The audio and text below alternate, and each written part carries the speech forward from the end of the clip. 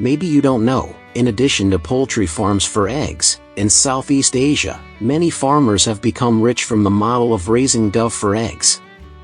This form of farming sounds strange, right? Because dove are mainly raised as pets thanks to their special singing. So today, let's explore with us what a dove farm is like for eggs.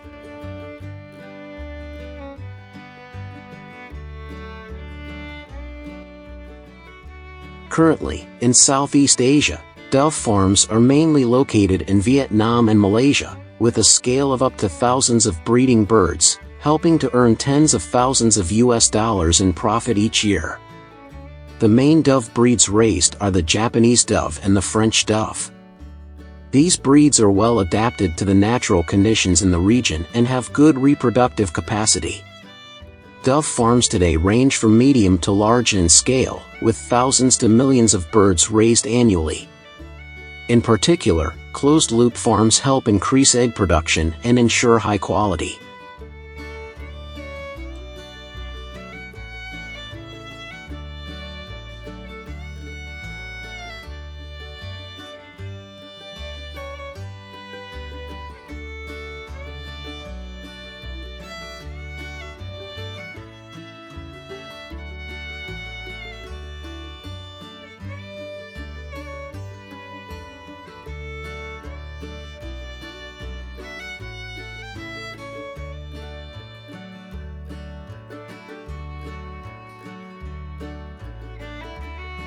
For the farm to develop optimally and gain high profits, farmers need to choose good, healthy, disease-free breeding birds. Good breeding birds have the ability to achieve high egg-laying rates and stable egg production. The cages also need to be designed to be spacious and airy, with a suitable cooling and lighting system installed. Most farmers raise dove in a closed cage system, with 1 to 2 dove raised in a cage. Each cage is designed with a door for convenient provision of food, water, and bird care.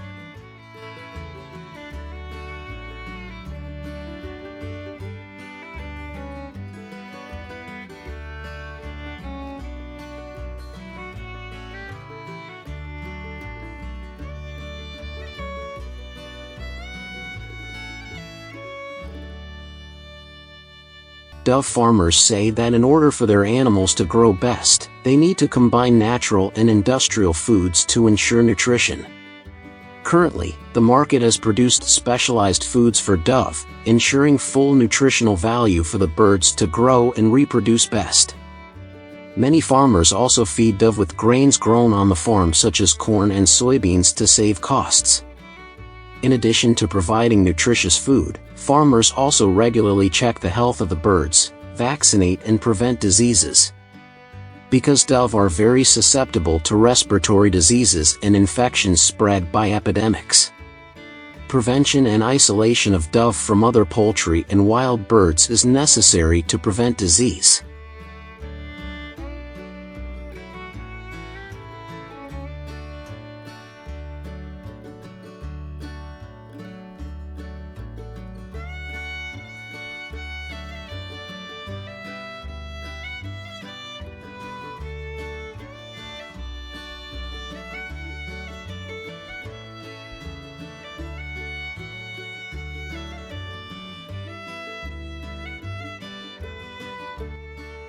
Doves start laying eggs at 5 to 6 months of age, and each bird can lay 100 to 150 eggs a year. Farmers collect the eggs daily, then clean and store them under strict conditions. For farms with thousands of dove, farmers can collect hundreds to thousands of eggs a day. Dove eggs are one of the important enrichment products for farmers. Because they have high nutritional value, contain many proteins, vitamins and minerals, they are considered an important source of nutrition for human health. They are used in food processing, traditional medicine and as raw materials in the cosmetics industry. Many farmers have made a lot of profit and created many economic benefits from raising dove. Nowadays, the price of dove eggs is relatively stable, but the supply is not enough to meet the market demand, so it is not really popular in food stores. Dove eggs are loved in many countries, especially in Asia and Europe. Dove eggs are in high demand in the market due to their nutritional value and use in traditional medicine. In addition to dove eggs, farmers in Southeast Asia can profit from dove farming in a variety of ways, thanks to the economic value of the eggs, meat, and breeding birds. Many households raise dove to provide breeding stock for new farms. The price of chicks and hatching eggs can range from a few dollars to tens of dollars per bird, depending on the quality of the breeding stock. Healthy, well-clucking breeding birds are even more valuable.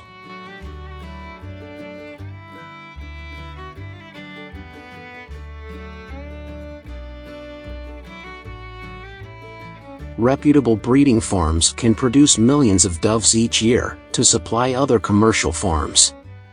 Each time they buy breeding birds, breeding farms need to import hundreds to thousands of breeding birds, so the profits from breeding farms are very high.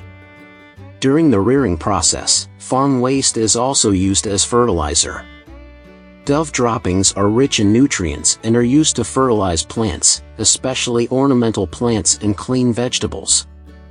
Farmers can take advantage of this source of fertilizer to sell or use in agricultural cultivation, reducing investment costs in chemical fertilizers.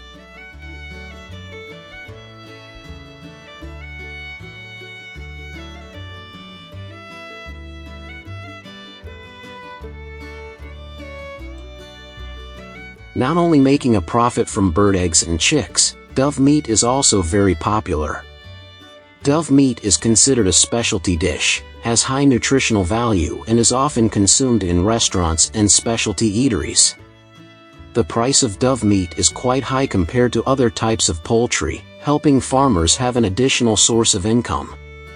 Dove meat has a characteristic aroma, sweet taste, soft but still retains its firmness.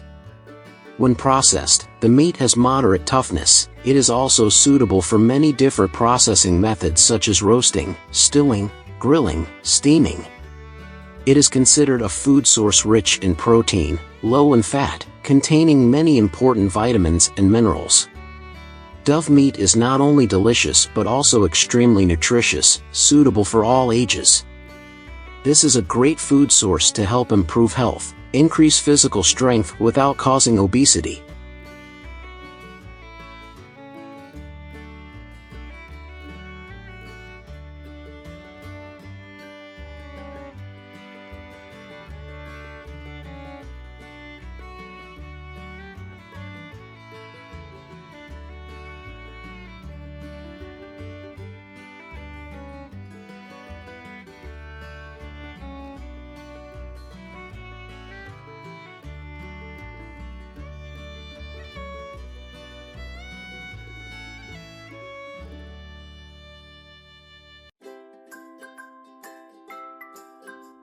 When it comes to Egypt, most of us will surely think of the pyramid symbol that has existed for thousands of years. But few people know that this country is also famous for the most unique pigeon towers in the world.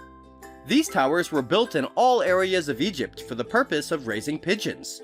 So now, let's explore with us the unique way of raising pigeons of Egyptian farmers.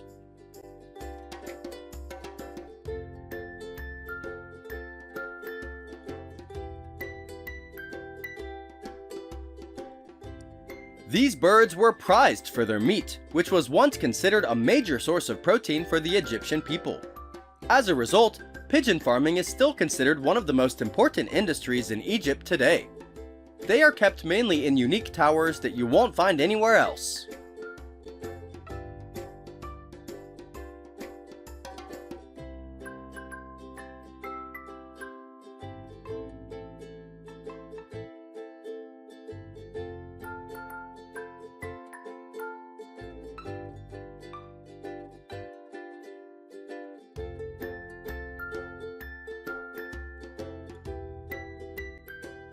The pigeon towers were carefully designed to house hundreds, sometimes thousands of pigeons.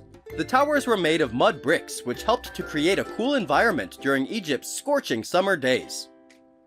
Each tower has small niches, often meticulously crafted in rows, where pigeons can nest. These niches provide ideal conditions for pigeon breeding, ensuring a steady supply of birds, pigeons, and their byproducts. Depending on the region, farmers build different pigeon tower structures, but they all have the same function. Most are built in a honeycomb structure, allowing birds to easily fly inside.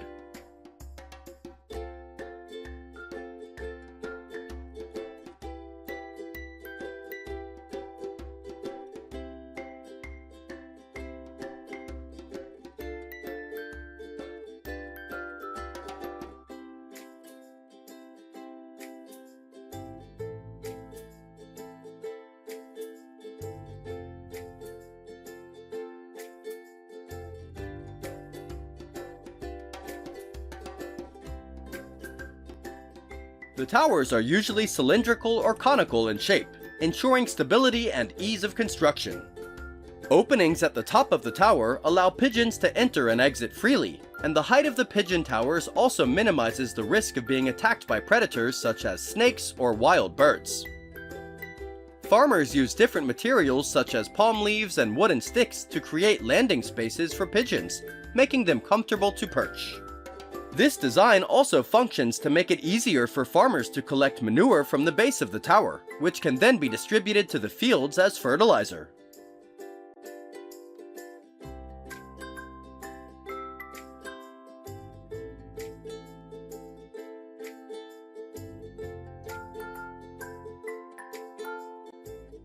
Millions of pigeons live in thousands of pigeon towers built across Egypt. Although the towers are more complex to build than closed pigeon farms, Egyptian farmers still commonly apply this form of farming because it has many unique advantages. Pigeons living in towers have been studied to have better welfare because they are free to fly and forage.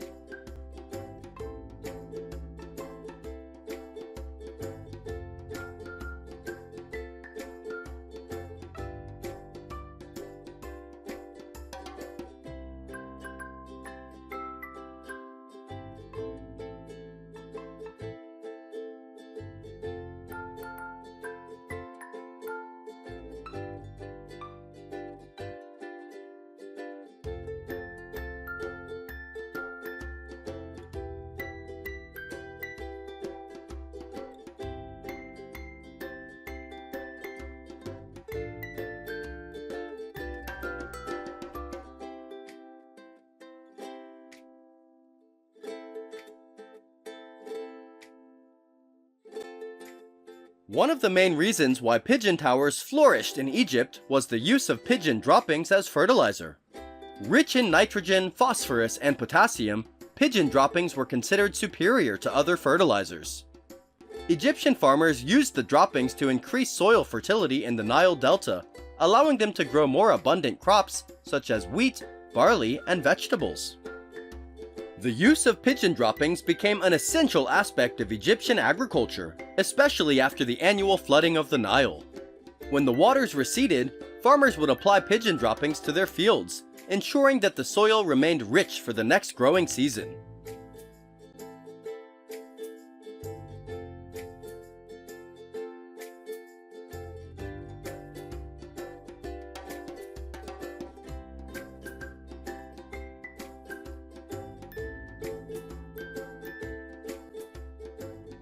Pigeon farming and pigeon tower construction brought many economic and social benefits to the Egyptian people.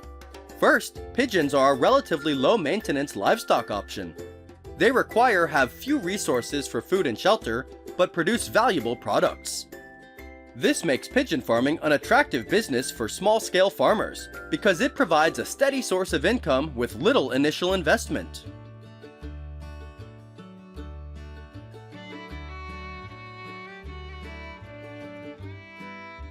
Pigeon meat is highly nutritious and is commonly consumed by Egyptians of all social classes.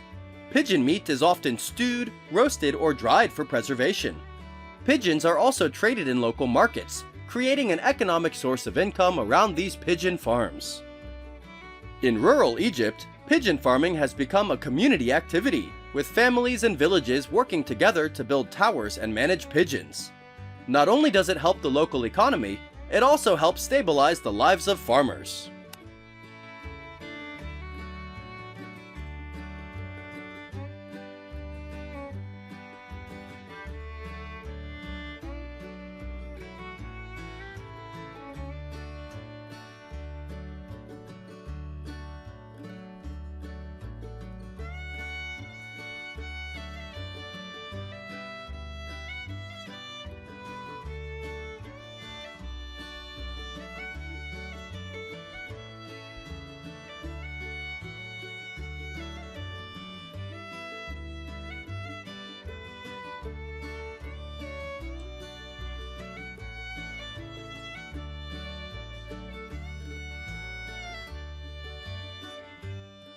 The construction of pigeon towers in ancient Egypt was a unique and diverse activity, closely linked to the agricultural, economic, and religious life of the country.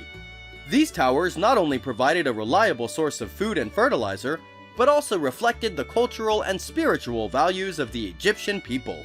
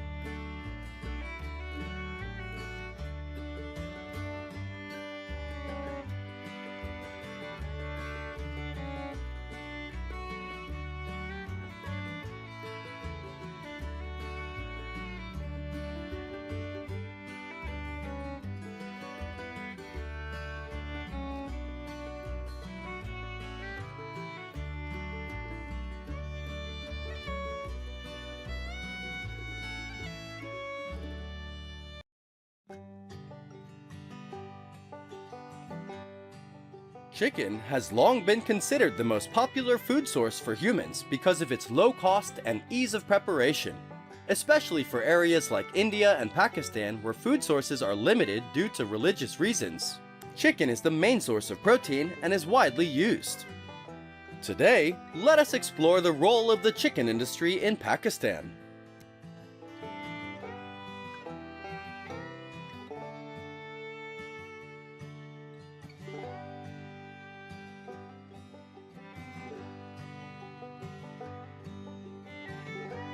In Pakistan, pork is not consumed due to religious beliefs, as the majority of the population is Muslim. With the religious ban on pork, chicken is the main alternative for millions of Pakistanis. Chicken is versatile, affordable, and widely accepted across all communities, making it a staple food in both rural and urban households.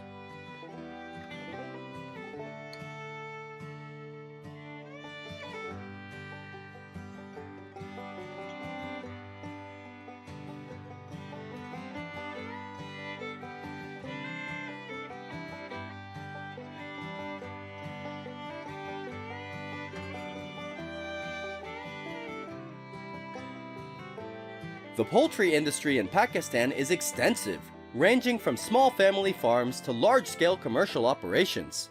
There are an estimated 15,000 poultry farms across the country, with capacities ranging from 5,000 to 500,000 broilers. Pakistan's poultry industry produces 1.2 million tons of chicken meat each year.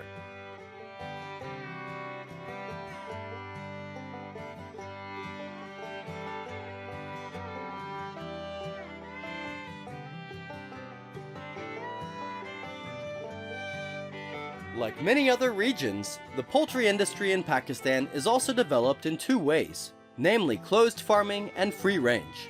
Free-range chicken farms are commonly found in rural areas. Free-range chickens are fed a diet of grass, seeds, insects, and grains, resulting in leaner meat with a richer flavor than commercial chickens. Free-range chickens also produce tastier eggs that command higher prices than commercial chickens.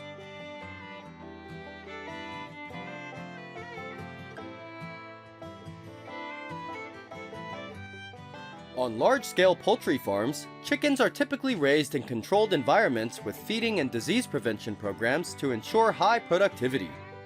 These farms operate under both traditional and modern systems, with commercial farms using advanced technologies such as automatic feeders, temperature-controlled housing, and selective breeding programs to ensure production.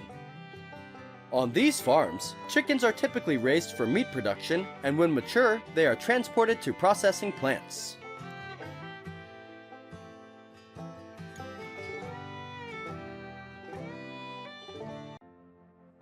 Processing plants use modern technology to transform live chickens into consumer products that are widely distributed throughout Pakistan. These plants are equipped with machinery that automates the slaughtering, plucking, and cutting processes, ensuring hygiene and efficiency. Many plants are equipped with advanced technology, including freezing and packaging equipment, which helps extend shelf life. One of the most distinctive features of the chicken processing plant in Pakistan is that it follows Islamic practices, ensuring that the chickens are slaughtered according to halal requirements. This includes reciting the prayer before cutting the jugular vein by hand or by machine, which is an important part of halal certification. After slaughter, thousands of chickens on automatic lines will be transported through stages such as feather removal, organ processing, and cleaning. The final product is packaged in fresh or frozen form. Frozen preserve meat for long shelf life, especially for export. The poultry processing industry in Pakistan also meets the requirements of hygiene standards to ensure food safety and hygiene. The Pakistan Poultry Association works to monitor and support the industry, ensuring compliance with the standards, national and international standards. However, many challenges remain in disease management and access to high-quality feed.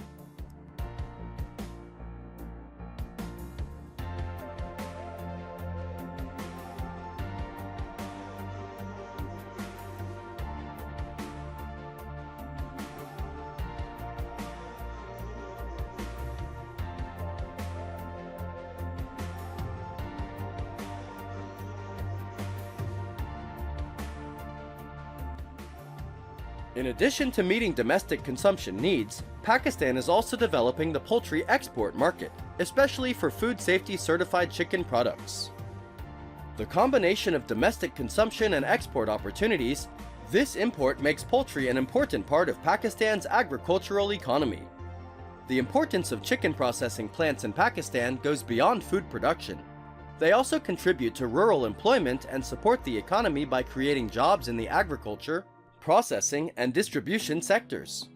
As the demand for affordable food increases, the poultry industry in Pakistan remains a cornerstone of the country's food security strategy.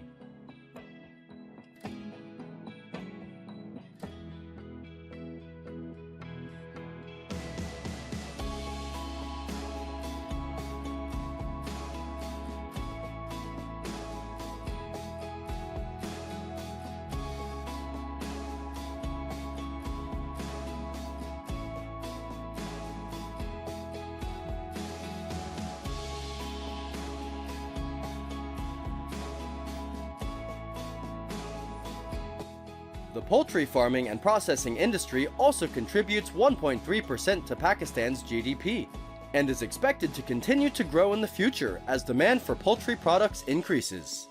Advances in farming technology, disease control, and sustainability measures will be critical to the industry's long-term success.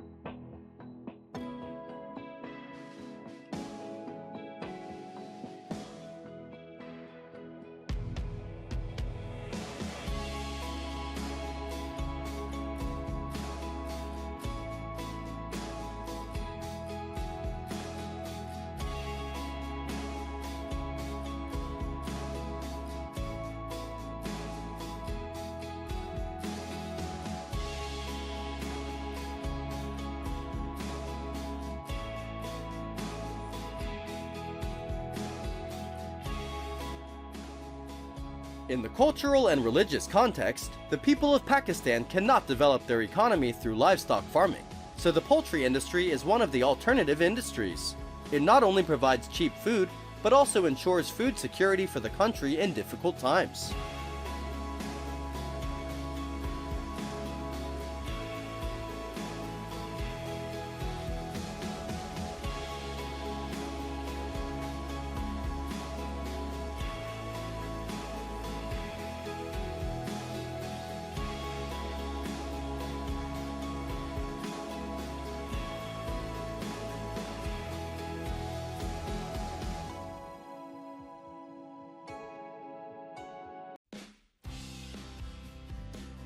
With a history of thousands of years, the culinary system in China is also very diverse, with countless different processing methods. Among them, salted meat, smoked meat, and dried meat are famous. In particular, the Chinese can dry any type of meat from livestock, poultry, and fish. Among them, Jiangxi salted duck is considered the king of salted meats because of its delicious flavor. So, how did farmers process this salted duck? Let's explore with us right now!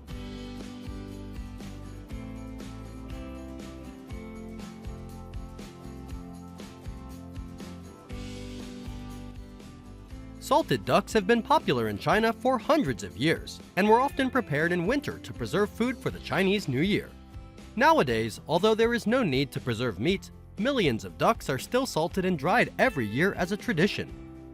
Moreover, the demand for salted meat in China continues to increase every year, so regions with a tradition of salting meat have developed their salted meat into an attractive specialty. To be able to process millions of salted ducks every year, rural areas have maintained and promoted local duck farming. China is currently the world's leading duck producer with over 4.8 million tons per year, accounting for 67% of the world's total duck population. The regions with the highest concentration of duck farms are Shandong, Guangdong, and Fujian provinces.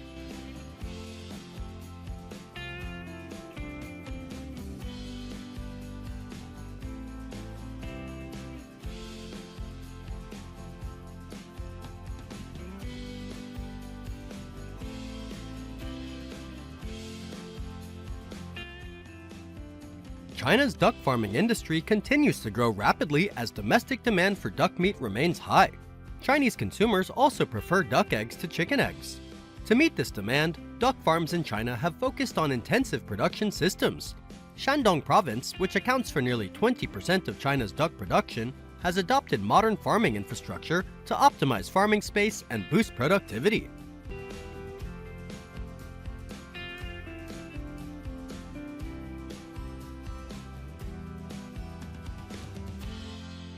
Duck farms are mainly family-scale with free-range farming. On average, farms own 500 to 1,000 ducks that are free-range in a certain area. In addition, the farm needs a cage so that the ducks can rest and stay warm.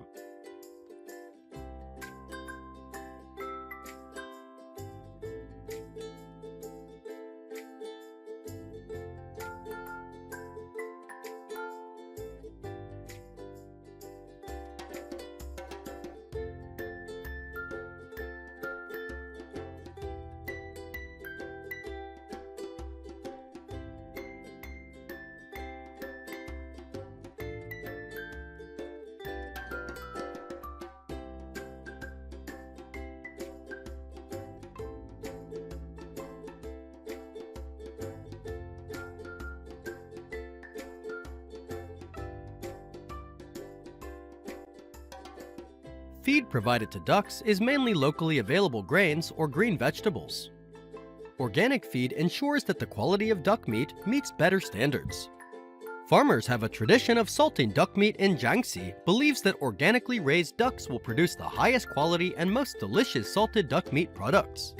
Ducks also thrive better in water environments, so many duck farms are built in ponds, lakes, rivers, and streams so they can swim. Free-range ducks that meet harvest standards will be harvested after 5 to 6 months.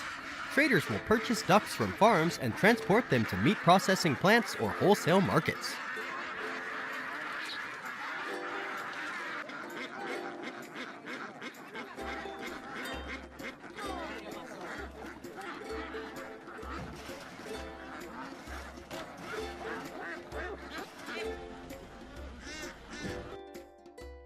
In the factory, thousands of ducks are processed in a short time through stages such as slaughtering, feather removal, and viscera removal.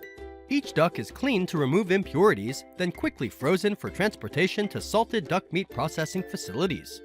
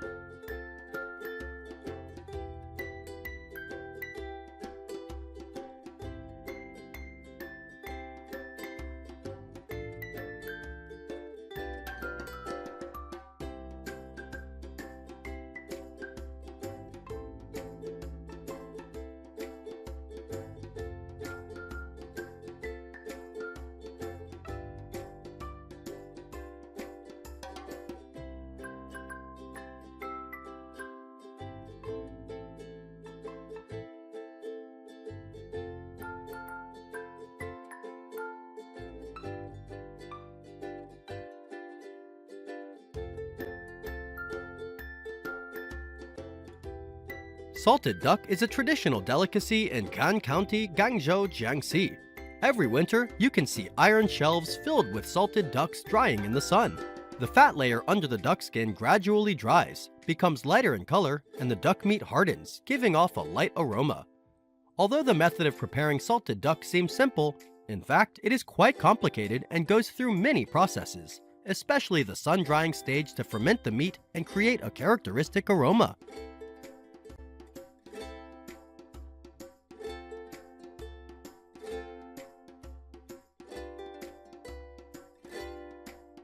After being salted, the duck meat will be flattened to make the carcass look thinner and lose water easily when dried in the sun. This step is very important because it depends on the temperature and weather, so the sun-drying areas need to be covered if it rains. During the drying process, workers constantly adjust the size and density to ensure that each duck carcass gets enough sunlight. After more than 10 days of repeating the process of sun-drying, baking, and drying, plus the impact of the temperature difference between day and night, each salted duck is ready with a flat shape, soft skin, crispy bones, and a characteristic aroma.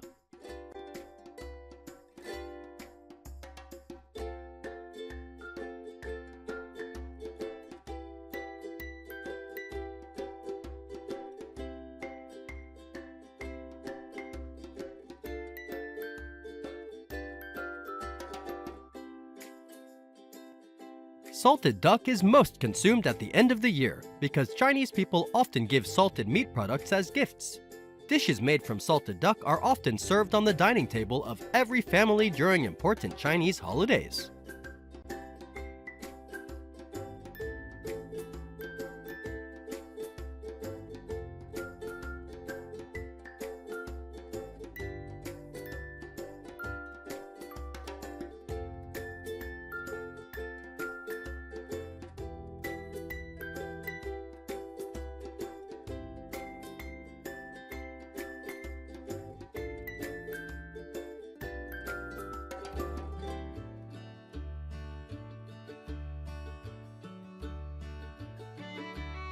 For many years, Japan has dominated the global cultured pearl market, bringing hundreds of millions of dollars in economic value to farmers. Pearls are small but possess unique beauty, making their value increasingly high. So, how do the Japanese maintain and develop this special economic industry? Let's explore pearl farms in Japan in today's video.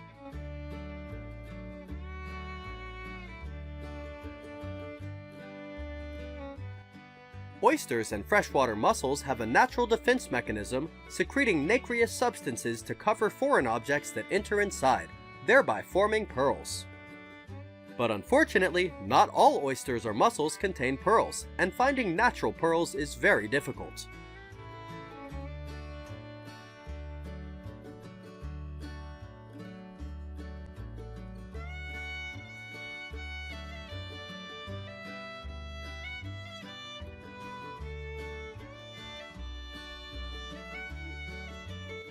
This led to the development of pearl farming in the early 20th century. Kokichi Mikimoto, the father of the modern pearl industry, succeeded with the Pinctada Fukata oyster, also known as the Akoya pearl oyster.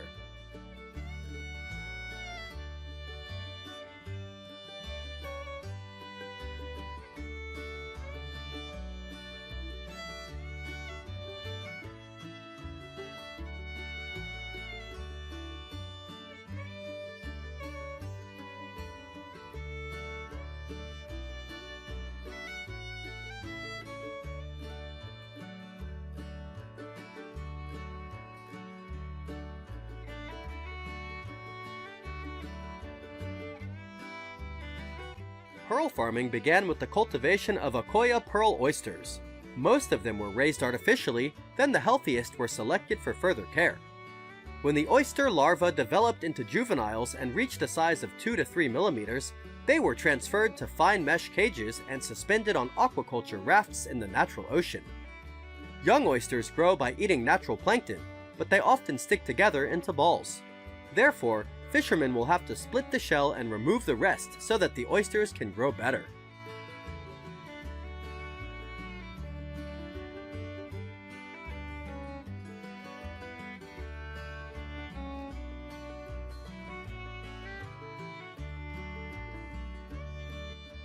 After about a year, their size increases and they are transferred to larger nets.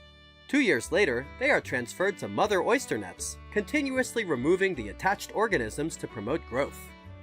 When the mother oysters reach the size for surgical breeding, they are placed in special baskets and hung on rafts to reduce physiological activity, avoiding surgical shock. Then, the cutting and sewing process to collect the pieces will take place. Cutting and sewing is an important process affecting the survival rate and quality of the pearl.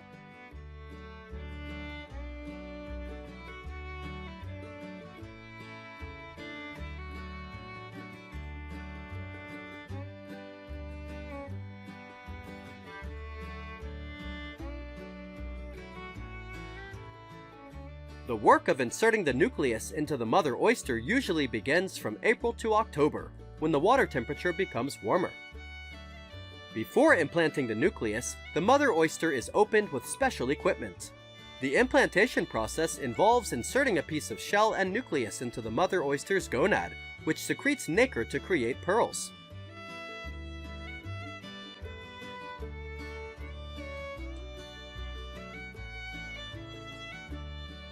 After the surgery, the oyster is cared for and restored in calm waters for about 20 days. If the core does not fall out, the oyster will continue to be cultured for about the next 2 years and checked by X-ray. The mother oysters will be fixed to a net and hung at sea at the appropriate density, ensuring adequate food and oxygen. During this time, the work of removing debris from the oyster shell is still carried out regularly.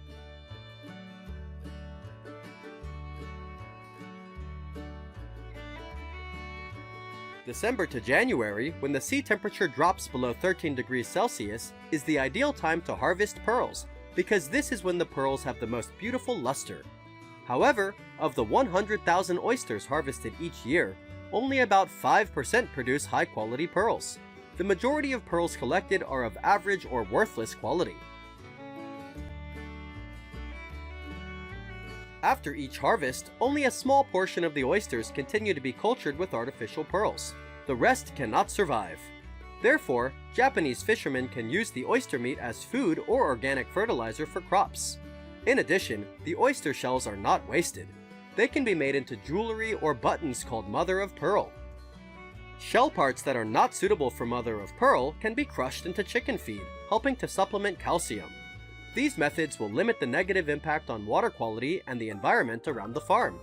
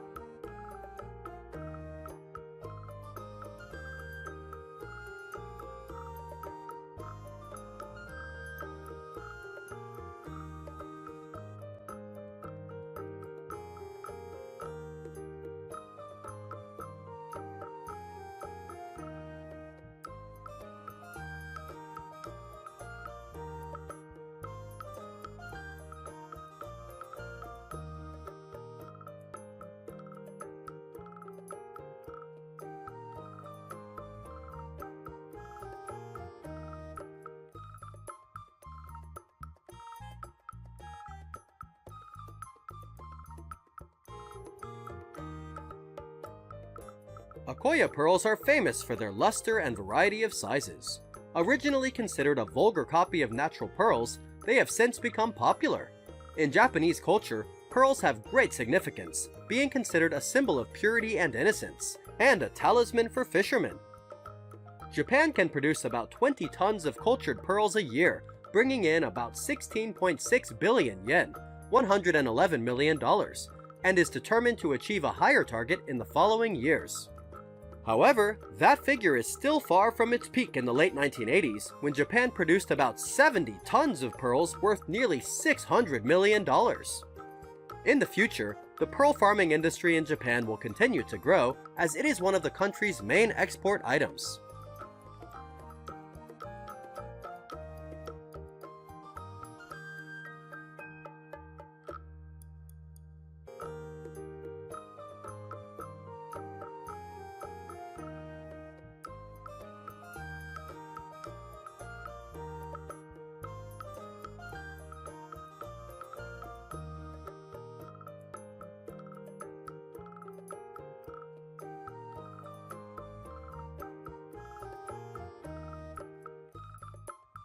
The pearl farming industry in Japan is still bringing positive values to the national economy.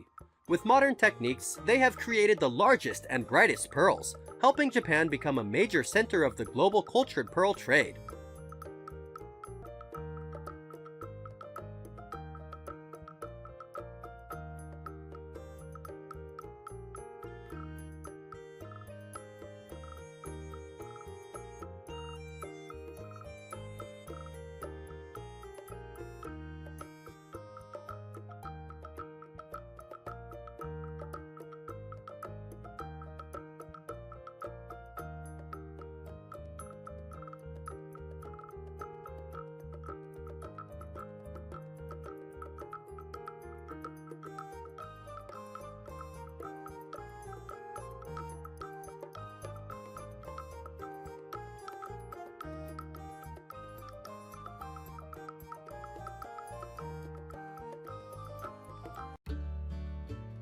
It seems like we're exploring a 5-star hotel, but in fact, this is a horse stable. Yes, you heard right. This is an exhibition and care area for the world's most expensive and rare horses built in Dubai. It is not like any other horse farm in the world that we have ever known. More precisely, it can be considered a luxury resort for horses. Today, let's explore the most luxurious horse farms in the world.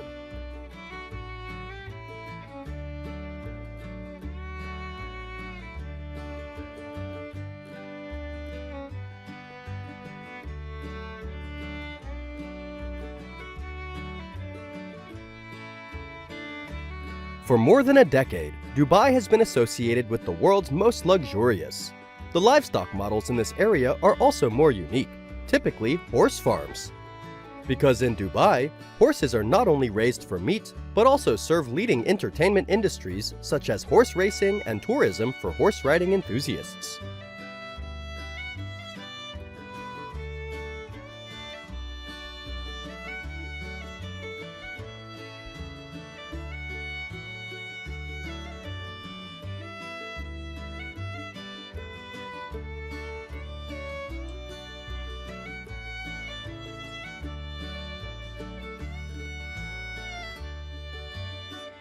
Today, Dubai's most famous horse farms, such as Al Wadi Desert, Emirates, or Desert Haq, all have beautiful natural resources and landscapes. They attract hundreds of thousands of visitors each year to experience Arabian culture through horseback riding tours in the desert. There are 43 horse breeds at these unique farms, representing 30 different countries, from Germany and Spain to Kazakhstan, including more than 300 horses that are considered high class. The horses at these farms are bred and cared for with the utmost care. Attention is paid to everything from their living environment to their health care.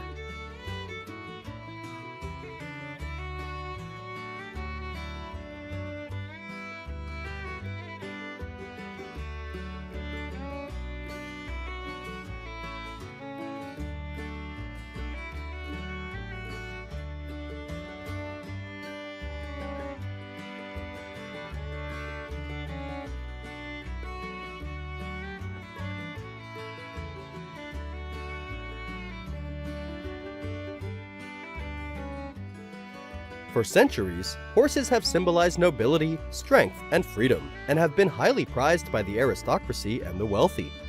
Due to their high demand, horse breeding, training, and showing programs have been established around the world, with Dubai becoming a global hub for horse racing and equestrian sports.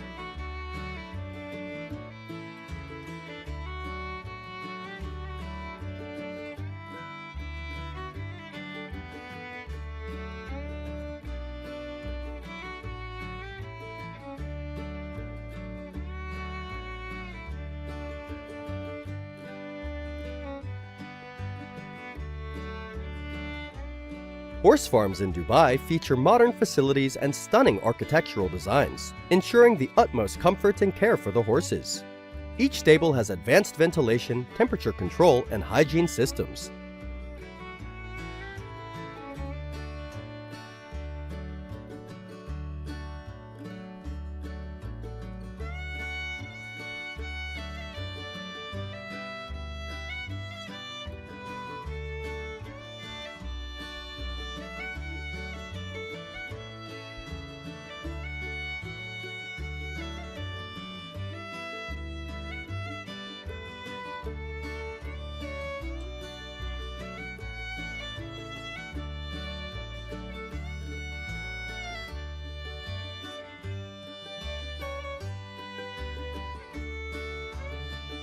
The carefully maintained tracks and training grounds, which mimic the conditions of major international racecourses, allow horses to hone their skills in a controlled yet challenging environment.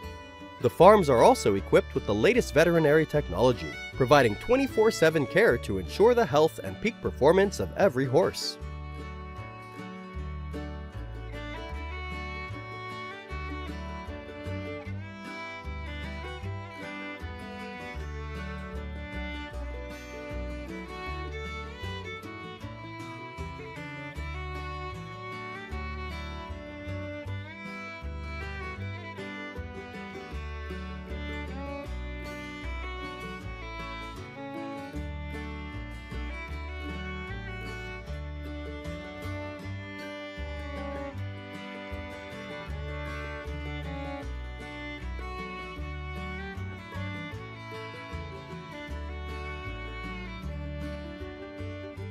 The horses' food and water are guaranteed to be of high quality and free of any signs of contamination. They are also bathed and trained daily to ensure their endurance and high quality in order to serve horse racing competitions.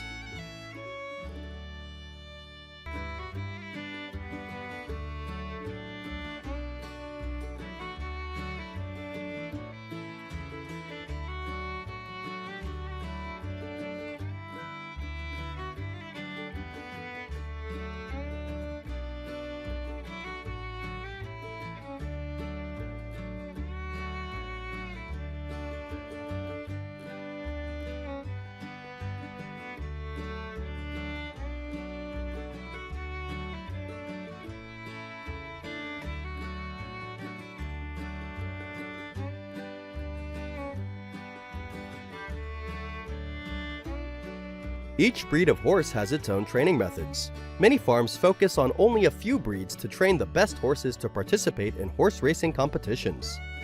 Investors focus on the superior genetics of champion horse lines to breed and create high-quality descendants.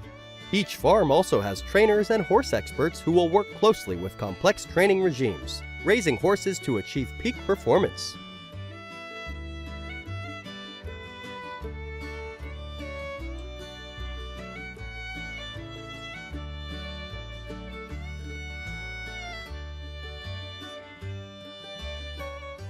With heavy investment, Dubai has become a prominent player in international horse racing, with events such as the Dubai World Cup attracting global attention. Every year, horse races are held in Dubai to find the champion horse. This is also considered a form of get-rich-quick scheme, as the winning horse can be sold for millions of US dollars, helping farms earn huge profits. In addition, horse farms in Dubai often organize horse exhibitions and auctions to increase revenue and promote the industry.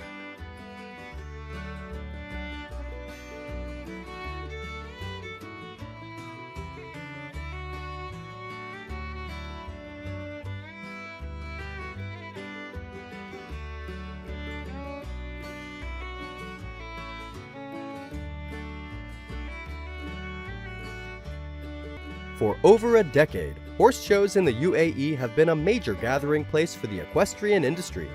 These trade shows connect many horse suppliers with enthusiasts, owners, breeders, studs, and clubs in the region.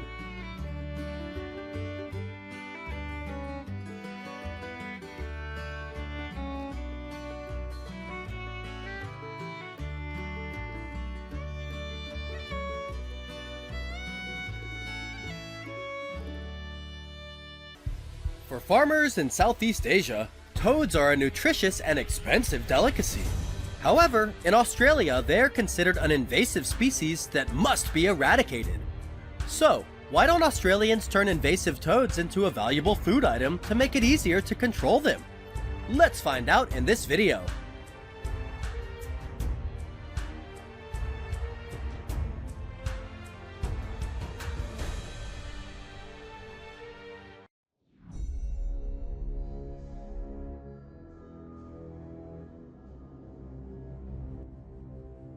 Cane toads were introduced to Australia in 1935 from Hawaii to control sugarcane pests, but due to favorable climate, the toad population grew rapidly.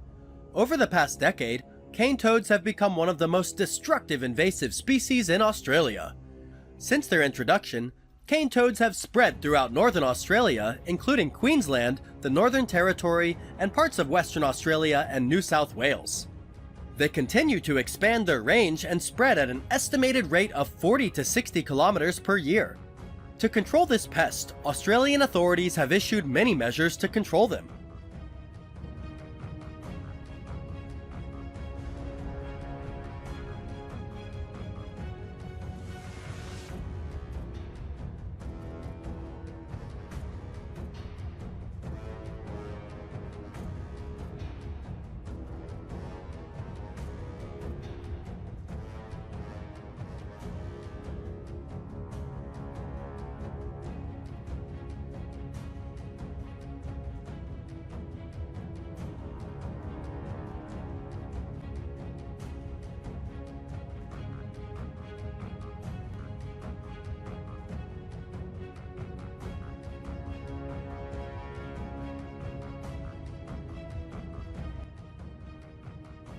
One of the measures to control cane toads is to use traps.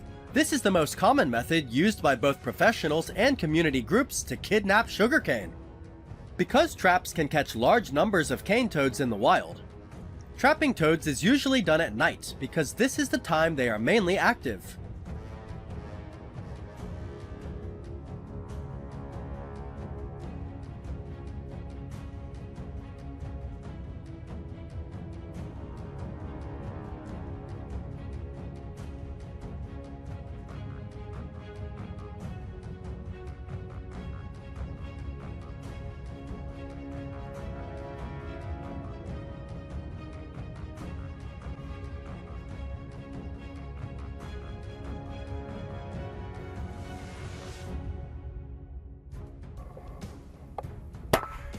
Some hunters also use guns to hunt toads. Sounds unbelievable, right?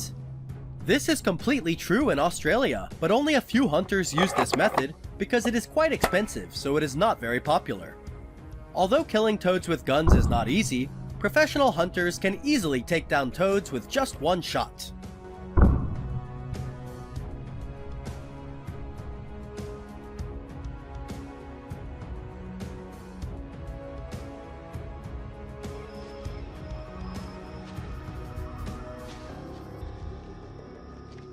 Trapping and cane toad capture are direct methods of control, often involving the large Australian farming community.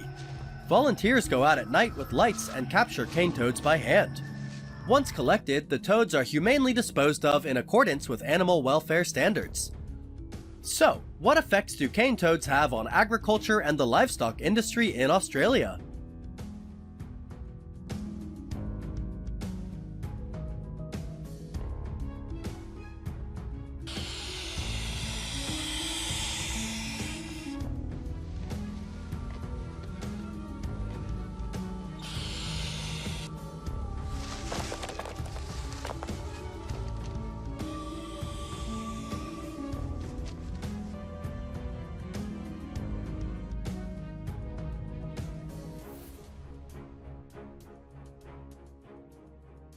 Although cane toads were originally introduced to control agricultural pests, they have also become a pest.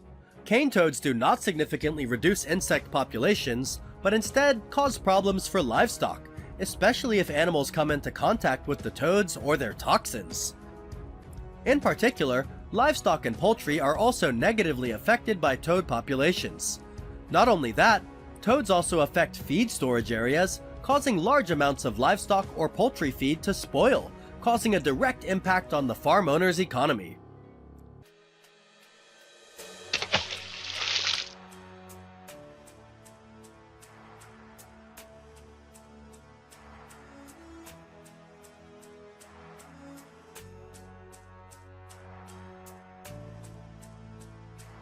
Cane toads eat a variety of insects and small animals, causing a decline in the food source for native species and disrupting local ecosystems.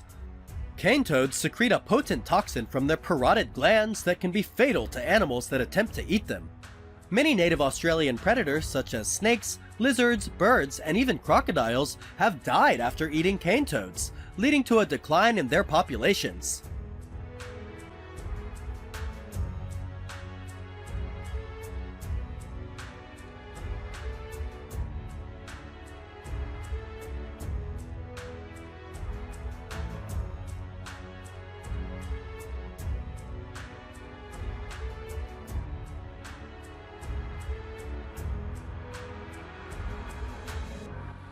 While cane toads are not a direct threat to human health, their toxins can harm pets and children who come into contact with them.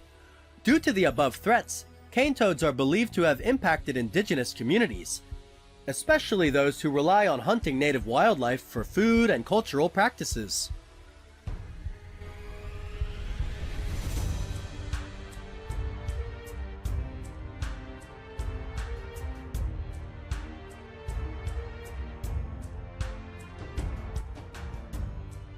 Measures to reduce cane toads have been applied by Australian farmers for nearly a decade, but have not really eliminated this species.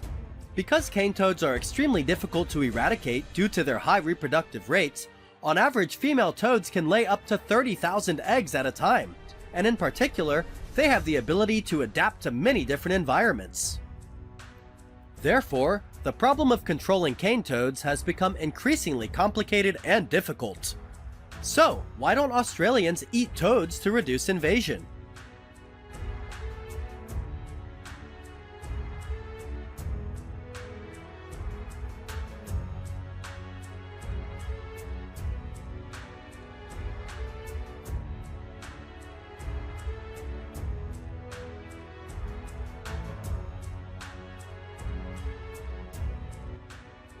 The main reason is that cane toads have toxins similar to pufferfish. This amphibian secretes a very strong toxin called bufotoxin, which is secreted from the salivary glands behind the eyes. This toxin can cause serious illness or death in most animals, including humans, if ingested. This poison affects the heart and can lead to cardiac arrest, making the consumption of cane toads extremely dangerous. Because of their toxicity, Australians do not dare to eat them. But, in contrast to Australians, toads are a favorable dish of Vietnamese people and some Southeast Asian regions. Vietnamese farmers are very skillful in processing toads. They know how to remove the toxins and process them into delicious dishes.